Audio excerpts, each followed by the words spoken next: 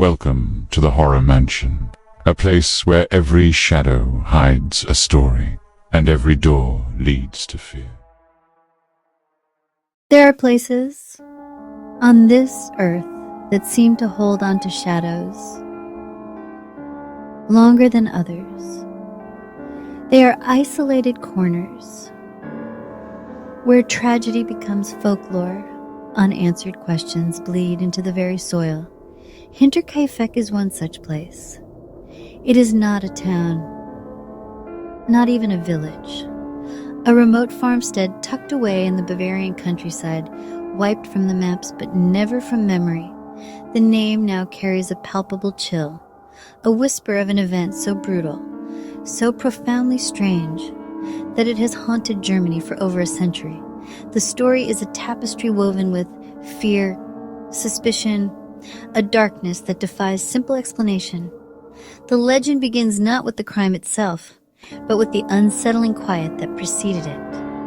A story about the mundane veil of rural life, torn away, revealing something monstrous underneath. The events in the spring of 1922, more than a simple murder case, a puzzle box with no solution, a ghost story where ghosts might have been real. It challenges our belief that every crime has a motive, that every killer leaves a trail. Here, the trail went cold, leaving behind dread, the certainty the truth remains unseen.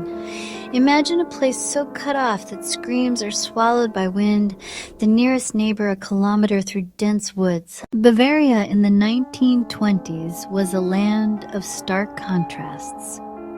Bustling cities wrestled with the aftermath of the Great War. Rural Bavaria remained locked in an almost medieval existence. Life was governed by the seasons, by the hard labor of the fields, by an unyielding, oppressive silence. The farmstead of HINTERKAIFECK sat between Ingolstadt and Schrobenhausen, a world unto itself, surrounded by dense, dark woods and vast, empty fields. Approaching it felt like leaving the known world behind, stepping into a pocket of time, still and watchful. The winter of 1922 had been particularly harsh.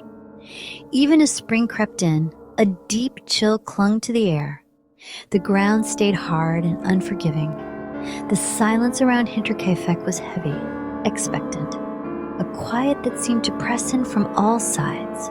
The farm was an island in a sea of white. Its secrets lay hidden beneath the snow.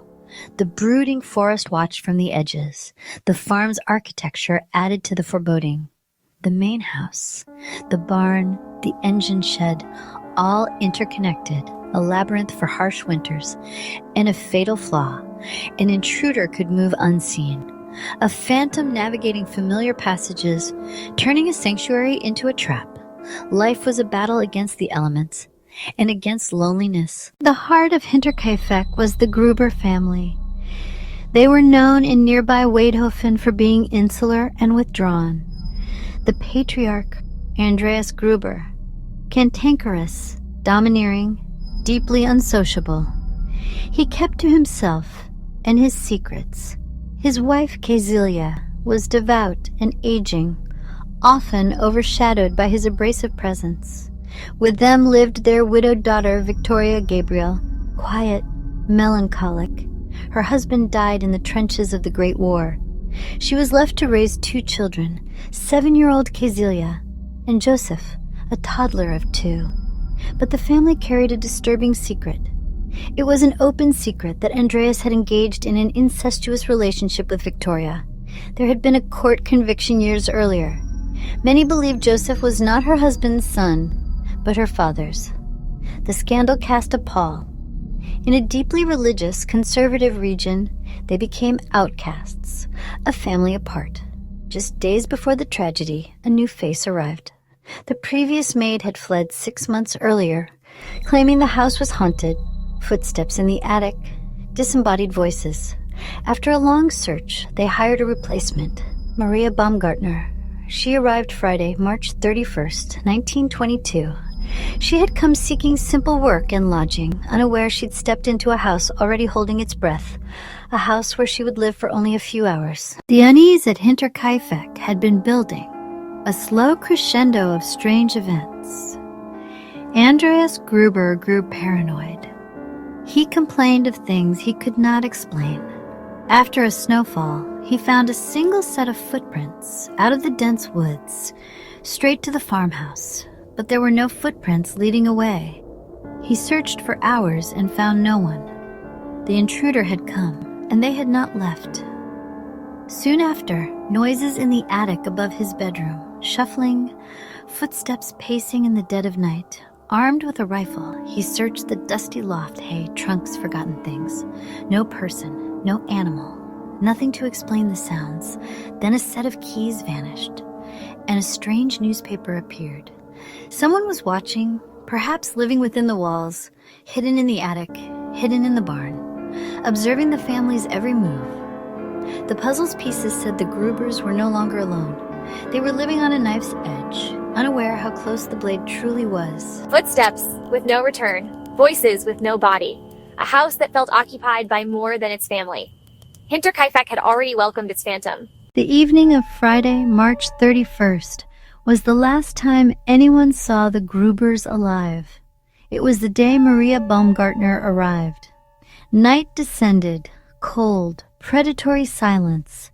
The killer had likely been living there for days, watching, waiting. The method was brutal and systematic, cold, calculated rage. The horror began in the barn. Investigators believed the killer lured the family out one by one, perhaps by disturbing the cattle. First, likely Victoria, then her mother, Casilia, then the patriarch, Andreas. Each met a crushing blow from a mattock, struck in the head with savage force. The killer then moved back toward the house. 7-year-old Casilia lay in her bed, bearing the same injuries. Terrified, she had torn out her own hair before the final blow. Maria Baumgartner was slain in her room. Finally, the youngest, 2-year-old Joseph, in his cot. The 4 eldest were found in the barn, stacked and covered with hay. The family's own mattock was the weapon. The harvest that night was not of crops, but of lives. And the silence that followed was absolute. For 4 days, the world went on without the Grubers, and no one noticed. The postman saw Saturday's mail still untouched on Tuesday. Young Casilia was absent Monday, and Tuesday, from afar, the farm looked normal. Smoke rose from the chimney. Someone kept the fires lit. Mechanic Albert Hoffner came to repair the engine. He waited, called out. Nothing. He worked for hours and left uneasy. Hoffner's account. The absences, the mail. Finally, concern. Lorenz Schlittenbauer organized a search party. They walked the kilometer with dread. The doors were locked. Calls went unanswered. They opened the barn. The first thing, hay and livestock, mixed with something metallic and sweet. They pulled back the hay and uncovered the bodies. Andreas, his wife, his daughter, his granddaughter. The house was locked. The barn held a secret mound, and behind it all, a presence had kept watch, warmed itself by their stove, and waited. They forced their way inside and found the rest. Maria in her room. Little Joseph in his bassinet. Munich police arrived to a crime scene that defied logic. Robbery? No. Cash was left in the house. Valuables remained. Someone had been living there between Friday and Tuesday. The smoke was not a ghost. It was the killer keeping warm. Food eaten. Meals prepared. Beds slept in. The cattle had been fed and watered.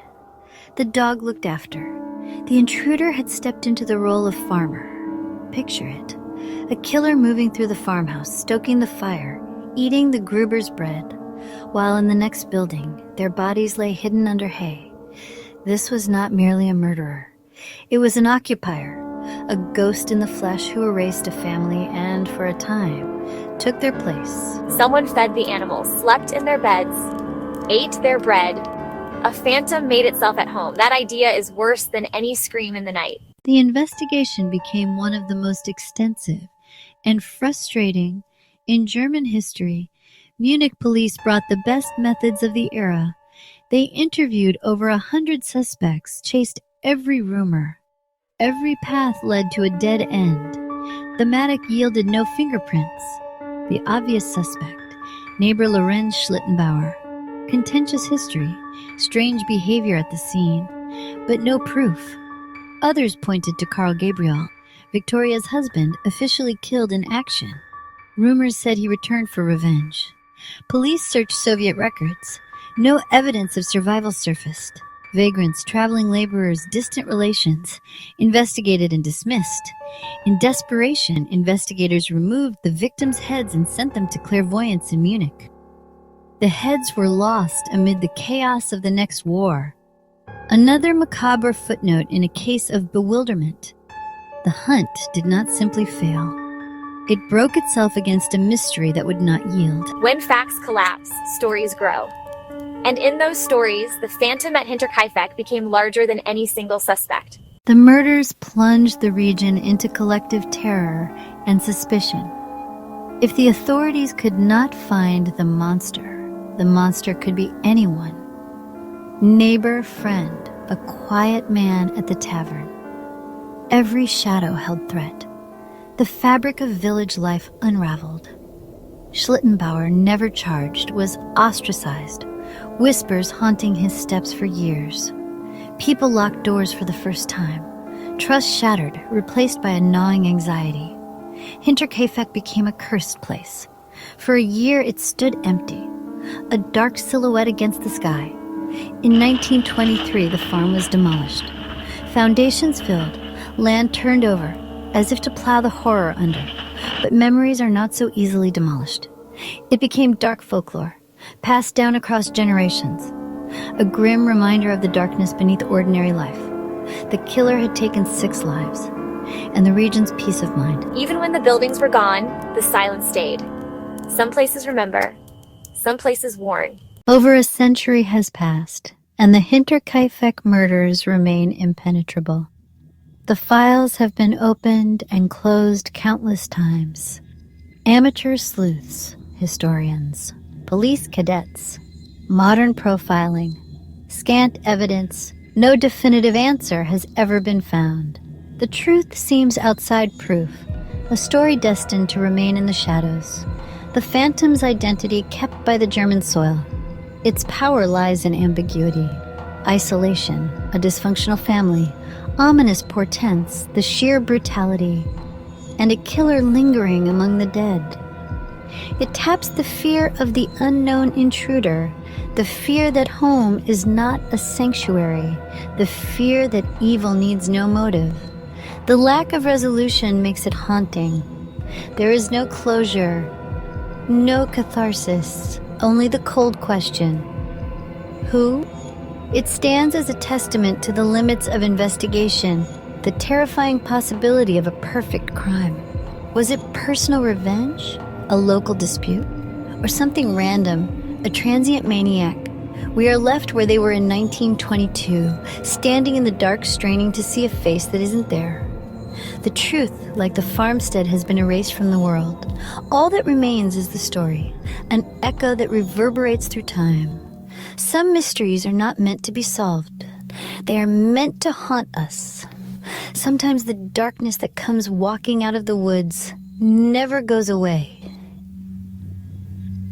It simply waits, unseen. Thanks so much for watching. If you enjoyed this video, don't forget to hit that like button, subscribe for more, and share it with your friends.